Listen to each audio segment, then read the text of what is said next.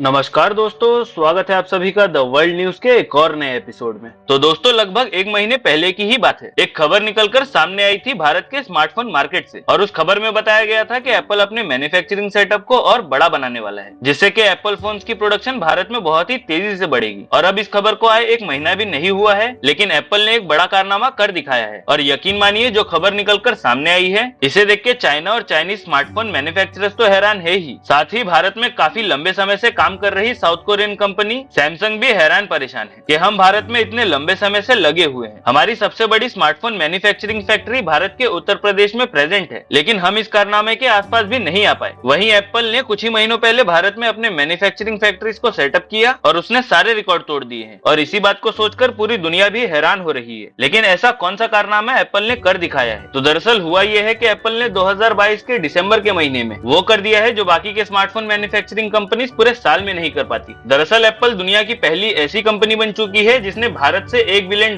की स्मार्टफोन को दुनिया भर में एक्सपोर्ट किया है। जी हाँ, एप्पल ने सिर्फ एक महीने में, मतलब के दिसंबर 2022 में लगभग 8,100 करोड़ यानी कि $1 बिलियन के स्मार्टफोन भारत में बने अपने फैक्ट्रीज में मैन्युफैक्चर किए और फिर उन्हें दुनिया भर के अलग अलग कंट्रीज में एक्सपोर्ट किया है। और ये कितनी बड़ी बात है, मैं आपको एग्जाम्पल देता हूँ कि दिसंबर में हमने 10,000 करोड़ रुपए के स्मार्टफोन्स को पूरी दुनिया भर में एक्सपोर्ट किया था। और इस 10,000 करोड़ में से 8,100 करोड़ का एक्सपोर्ट शेयर सिर्फ एप्पल का है। बचे हुए 1,900 करोड़ में बाकी की दूसरी स्मार्टफोन मैन्युफैक्चरिंग कंपनीज आती है, जैसे कि सैमसंग, एमआई और कुछ चाइनीज कंपनी भी थी जो भारत में अपने फोन्स को असेंबल करके एक्सपोर्ट कर रही थी। और इसका मतलब ये हुआ कि आज के तारीख में भारत जितने भी स्मार्टफोन्स को एक्सपोर्ट करता है, उसमें से 81% एक्सपोर्ट शेयर सिर्फ एप्पल का है। बचे हुए 19% में बाकी की दूसरी कंपनीज आती है। आप समझ सकते हैं कि एप्पल का इम्पैक्ट कितना ज्यादा बड़ा हो चुका है। और सबसे ज्यादा खुश होने वाली बात यह है कि एप्पल ने तो अभी भारत में शुरुआत ही की है। अभी एप्पल अपने मैन्युफैक्चरिंग के फुल फॉर्म में नहीं आया है, क्योंकि एप्पल अपने जितने भी स्मार्टफोन्स को बनाकर एक्सपोर्ट कर रहा है वो उनके छोटे छोटे मैन्युफैक्चरिंग फैसिलिटी से ही कर रहा है। एप्पल अभी भारत में अपने फैसिलिटीज को एक्सपांड करने में लगा हुआ है, क्योंकि एप्पल की प्लानिंग ये है कि भारत में न सिर्फ स्मार्टफोन्स बल्कि अपने दूसरे प्रोडक्ट जैसे कि मैकबुक, ईयरपॉड्स को भी हैवी क्वांटिटी में मैन्युफैक्चर करके एक्सपोर्ट करेंगे। और चाइना में जो मैन्युफैक्चरिंग होती है उसे बस उसी लेवल पर मेंटेन किया जाएगा कि चाइना में बनाकर चाइनीज पॉपुलेशन को ही बेचा जा सके। दुनिया भर के बाकी कंट्रीज के लिए भारत से आईफोन बनेंगे। और इससे अब आप अंदाजा लगा लीजिए कि एप्पल की जो भारत में फैक्ट्रीज और मैन्युफैक्चरिंग सेटअप्स है, जब उनका एक्सपेंशन पूरा हो जाएगा उसके बाद एप्पल किस लेवल पर भारत से दुनिया भर में एक्सपोर्ट करेगा। इसके अलावा आपको एक और बात बताता चलूं कि भारत में एप्पल की मैन्युफैक्चरिंग होने से भारत को दूसरे फायदे भी हो रहे हैं। दरअसल अभी तक जितने भी एप्पल के प्रोडक्ट्स होते थे उन्हें ज्यादातर एक्सपोर्ट किया जाता था, मतलब वो दुनिया भर में बनते थे और भारत में बेचे जाते थे, जिससे कि भारत का ट्रेड डेफिसिट बढ़ रहा था। यानी कि भारत अगर 100 रुपए की चीजें एक्सपोर्ट कर रहा था तो उसके बदले में हम 120-130 रुपए का सामान दुनिया भर के देशों से खरीदते थे। यानी कि हमें ट्रेड में 20 से लेकर 30 रुपए का नुकसान होता था। लेकिन अब एप्पल की मैन्युफैक्चरिंग भारत में होने से हमारा एक्सपोर्ट तो बढ़ ही रहा है, इसके साथ हमारा इंपोर्ट भी कम हो रहा है, क्योंकि अब भारत के अंदर जितने भी ज्यादातर आईफोन्स है उन्हें भारत में ही बनाकर भारत में ही बेचा जा रहा है, जिससे कि भारत का इंपोर्ट भी कम हो रहा है। यानी कि हमारा जो ट्रेड डेफिसिट है वो भी कम हो रहा है। अब भारतीय सरकार को सिर्फ ये करना है कि जिस तरह से हम इलेक्ट्रॉनिक मार्केट में इंपोर्ट कम कर रहे हैं और एक्सपोर्ट को बढ़ा रहे हैं, बाकी दूसरे सेक्टर्स में भी हमें सेम स्ट्रेटेजी फॉलो करके एक्सपोर्ट को बढ़ाना होगा और इंपोर्ट्स को जितना ज्यादा कम हो सके उतना ज्यादा कम करना होगा, क्योंकि तभी हम ट्रेड डेफिसिट से ट्रेड सरप्लस में शिफ्ट कर पाएंगे। तो चलिए दोस्तों, आपको बताता हूँ कुछ इंटरेस्टिंग फैक्ट्स। इस 19 साल के लड़के ने टेस्ला गाड़ियों को हैक कर लिया। ये है डेविड कोलंबो, जर्मनी से। कुछ दिनों पहले डेविड ने टेस्ला को हैक कर लिया था। पूरी टेस्ला कंपनी को नहीं, बल्कि टेस्ला की बनी हुई गाड़ियों को। डेविड ने 13 देशों में 25 से ज्यादा टेस्ला गाड़ियों को हैक कर लिया। और हैरान करने वाली बात यह है कि डेविड ने उन हैक किए हुए गाड़ियों पर अपना फुल कंट्रोल पा लिया था। इसका मतलब वो अपने घर पे बैठे हुए दूसरे देशों में हैक किए हुए टेस्ला गाड़ियों को ड्राइव कर सकता था। वो हैक की हुई गाड़ियों की एग्जैक्ट लोकेशन को भी पता लगा सकता था। और तो और वो ये भी देख सकता था कि उन गाड़ियों में ड्राइवर है या नहीं। ये काफी डरावनी बात है कि एक 19 साल का लड़का ऐसा कुछ कर सकता है। क्या आप इस तरह के एडवांस सेल्फ ड्राइव मोड वाली गाड़ियों पर भरोसा करते हैं, या फिर आप भी सोचते हैं कि ऐसी गाड़ियों को कोई भी डेविड जैसा हैकर हैक करके एक बड़ी परेशानी खड़ी कर सकता है? हालांकि इस वीडियो के बारे में आपकी राय हमें कमेंट सेक्शन में जरूर बताएं। और अगर आप चैनल पर नए हैं और आपको हमारी जानकारी पसंद आती है तो इस वीडियो को लाइक करें और चैनल को सब्सक्राइब करें।